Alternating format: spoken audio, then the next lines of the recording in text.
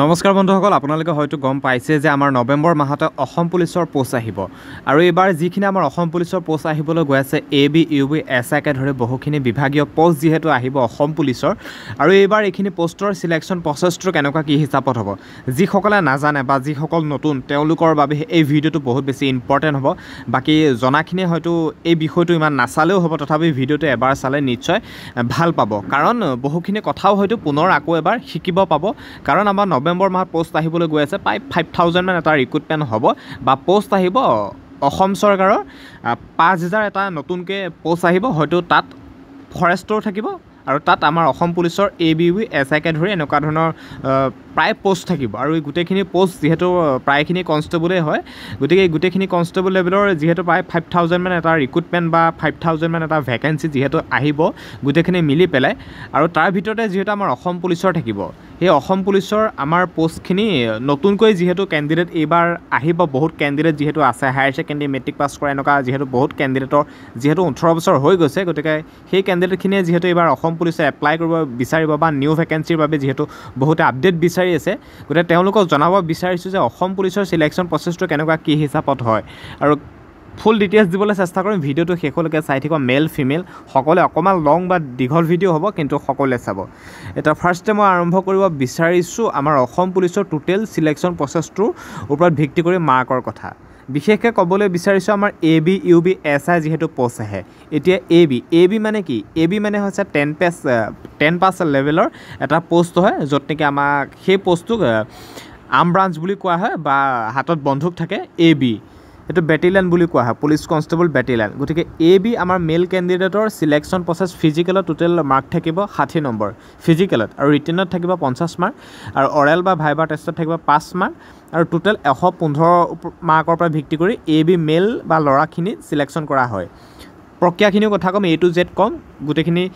গম পাব, ভিডিঅ'টো শেষলৈকে চাব। আৰু এই যে AB ফিমেল কনষ্টেবল যিখিনি 10 পাছ লেভেলৰ পোষ্ট হয়, এইখিনি ছোৱালীসকলৰ, তেওঁলোকৰ ফিজিকেলটো অনলি 40 নম্বৰ হ'ব, ৰানিং আৰু লং জাম্প, আৰু তাত ৰিটেন টেষ্ট হ'ব 50 মাৰ্কৰ, অৰেল বা ভাইবা টেষ্ট হ'ব 5 নম্বৰ, 95 মাৰ্ক থাকিব টোটেল মাৰ্ক, আৰু ল'ৰাসকলৰ ৰানিং লং জাম্প আৰু চিন আপ থাকিব AB। আৰু যিটো আমাৰ বৌথ বা AB মেল আৰু ফিমেল সকলোৰে বাবে সিলেকশ্যন প্ৰচেছটো একেই। UB এইটো UB শাখা হয়, মানে এইটো UB পোষ্টত এপ্লাই কৰিবলৈ হ'লে আমাৰ হায়াৰ ছেকেণ্ডেৰী পাছ লাগিব, যেনেকৈ ABত আমাৰ লাগিব 10 পাছ, এইটো UB লেভেলৰ পোষ্টত আমি এপ্লাই কৰিবলৈ হ'লে আমাৰ লাগিব হায়াৰ ছেকেণ্ডেৰী পাছ। আৰু এই পোষ্টটোত আমাৰ সিলেকশ্যন প্ৰচেছটো মেল ফিমেল সকলো একেই। UB পোষ্টৰ আমাৰ ফিজিকেলত থাকিব 40 নম্বৰ, ৰানিং আৰু লং জাম্প, আৰু ৰিটেনত 50 মাৰ্ক, একাডেমিক বা 5 নম্বৰ যিটো আমাৰ পাৰ্চেণ্টেজৰ পৰা মাৰ্ক দিয়া হয় হায়াৰ ছেকেণ্ডেৰী, আৰু ৰেল বা ভাইবা টেষ্টত থাকিব 5 মাৰ্ক, টোটেল 100 মাৰ্ক। এতিয়া যিখিনি দেখিছা ইয়াত মাৰ্ক আছে, ইয়াত মাৰ্ক আছে, ইয়াতো মাৰ্ক আছে, সকলো ফিজিকেলৰ ডেট একেই হ'ব, একেদিনাখনেই হ'ব, ৰিটেনো একেই হ'ব, সকলোবিলাক একেই থাকিব, খালি কোৱালিফিকেশ্যন অনুসৰি সিলেকশ্যন প্ৰক্ৰিয়াটো অকণমান বেলেগ বেলেগ, কিন্তু একেই দৌৰিব লাগিব, একেই লং জাম্প, একেখন এডমিট কাৰ্ডেই আহিব, একেটা সময়তে দৌৰিব লাগিব, সকলোবোৰ একেই। এতিয়া গম পাইছে AB মেল আৰু ফিমেলৰ সিলেকশ্যন প্ৰচেছটো। এতিয়া আমাৰ বয়সটো কিমান লাগিব, বয়সৰ কথা যিহেতু বহুতে সুধি আছে, এতিয়া আমাৰ বয়সটো কিমান লাগিব, কাৰণ বয়সৰ কথা বহুতে নাজানে বা নতুনখিনিও যিহেতু বহুতে বাট চাই আছে,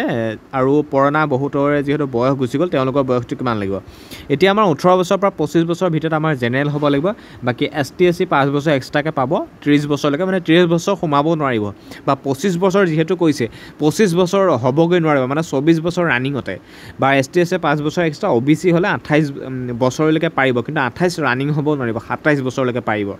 বয়সৰ কথাটো গম পালে। বাকী 5 বছৰ ইয়াত কিছুমান এক্সট্ৰাকৈ দিয়া হৈছে, 10 বছৰ ইয়াত SPO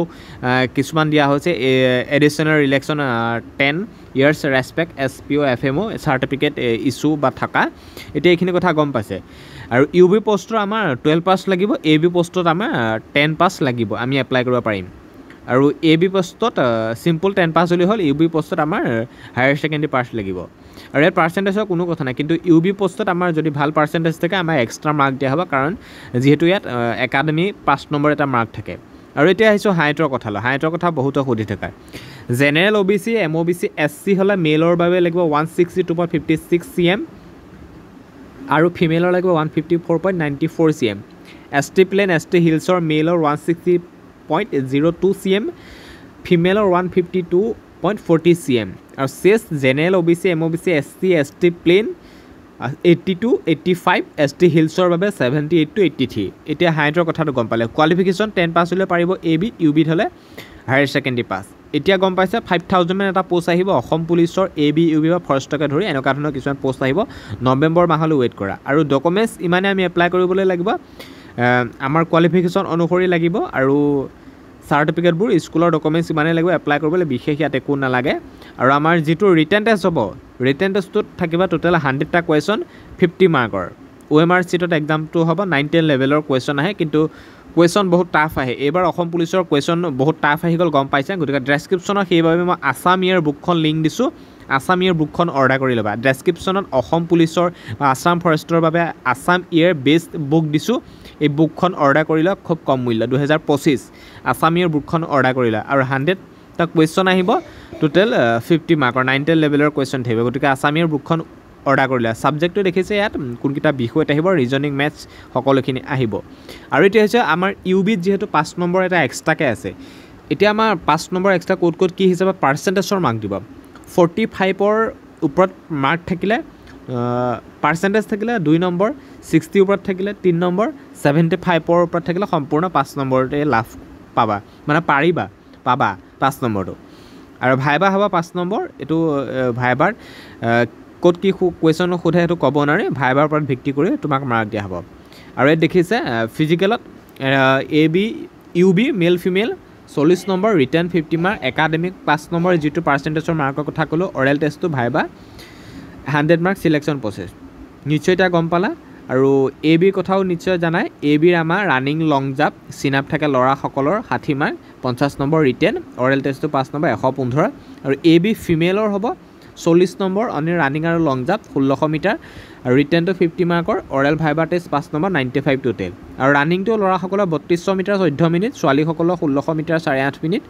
বাকি টাইমটো খুব ভালে কিন্তু প্ৰিপাৰেচন এবাৰ কম্পিটিশন যথেষ্ট হ'ব কিন্তু সেই কাৰণে কৈছো ফিজিক্যালৰ কম্পিটিশন জেনে কয় ৰিটেনটো বহুত ক্যান্ডিডেট আউট হৈ যায় গতিকে সেই কাৰণে মই যি বুক দিছো যি নাম কৈছো অৰ্ডাৰ কৰি খুব ভালদৰে প্ৰিপাৰেচন কৰা আসাম ইয়াৰ বুক 2025 ৰ লিংক দিয়া হৈছে ডেসক্ৰিপচনত তোমালোকে পাই যাবা আসাম ইয়াৰ বুকখন অৰ্ডাৰ কৰি লোৱা মোৰ ফালৰ পৰা ঘৰতে দিবগে হোম ডেলিভাৰী এটা গম পাইছা AB কোড কিমান সিলেকশন প্ৰসেস গতিকে খুব সোনকালে আমাৰ ভ্যাকেন্সি আহি আছে বৰ্তমান ৰিজাল্ট দিব খুব সোনকালে সেপ্টেম্বৰ লাষ্ট উইকলৈ ৱেট কৰা বৰ্তমান পোষ্টখিনি ৰিজাল্ট দিব আৰু আমাৰ নতুন ভ্যাকেন্সি আহি আছে নৱেম্বৰ মাহত নতুন ভ্যাকেন্সি আহি আছে আসাম পুলিচৰ বা ফৰেষ্ট বিভাগীয়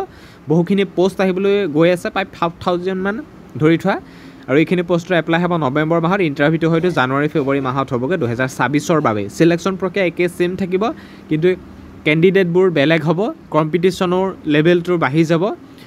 গতিকে পৰ্যায়বোৰ তেনেকুৱা হৈ থাকে গতিকে এতিয়া আমি ৱেট কৰিব লাগিব নৱেম্বৰ মাহলৈকে আৰু ইন্টাৰভিউৰ বাবে ৱেট কৰিব লাগিব জানুৱাৰী ফেব্ৰুৱাৰী মাহলৈ বাকি ৰিজাল্ট আহিছে খুব সোনকালে অসম পুলিচৰ সিলেকশন প্ৰসেসৰ ওপৰত ভিত্তি কৰি আজি এই ভিডিওটো দিলো নিশ্চয় বুজি পালা নতুন ক্যান্ডিডেট কিনে যেহেতু